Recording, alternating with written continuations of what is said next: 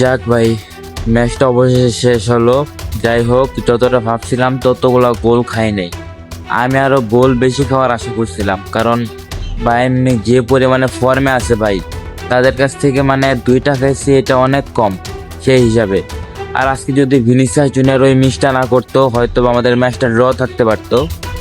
তো দেখা যাক কেমনি কি হয়। প্রতিপক্ষ স্টেডিয়ামে আমাদের ম্যাচটা সহজ হবে না। সেকেন্ড লিগ, ফার্স্ট লিগে আমাদের যে অবস্থা ভাই দেখলাম, মনে হয় না ভাই এইবার মাদ্রিদ কোনো ট্রফি জিততে পারবে। লা লিগার স্বপ্ন তো শেষ, কোপা দেল রে গেছে, এখন চ্যাম্পিয়ন্স লিগে যাওয়ার পথে।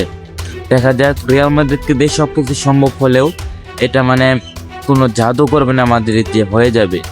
প্রতিপক্ষের বায়ার্ন মিউনিখ স্টেডিয়ামে গিয়ে আমরা অত সহজে মানে গোল বের করতে পারবো না। সান্তিয়াগো বার্নাব্যুতে আমাদের গোল বের করতে ভাই ঘাম বের হয়ে গেছে, তো আমরা গোল বের করতে পারি নাই। লাস্ট মুহূর্তে মানে 74 মিনিটে গিয়ে এমবাপ্পে কোনো মতো একটা দিছে, আর মানে আর্নল্ডের পাস থেকে। তো ভাই মানে কি বলবো, বলার কোনো ভাষা হারাই ফেলছি। সেকেন্ড লিগ না দেখা পর্যন্ত কোনো কিছু বলা যাচ্ছে না কেমনি কি হয়। তো সেকেন্ড লিগের পরেই কথা হবে এই ম্যাচ নিয়ে ভালো করে ইনশাল্লাহ। তবু একটা বিশ্বাস আছে, রিয়াল মাদ্রিদ কামব্যাক করবে। হারলেও মাদ্রিদ, জিতলেও মাদ্রিদ, হালা মাদ্রিদ।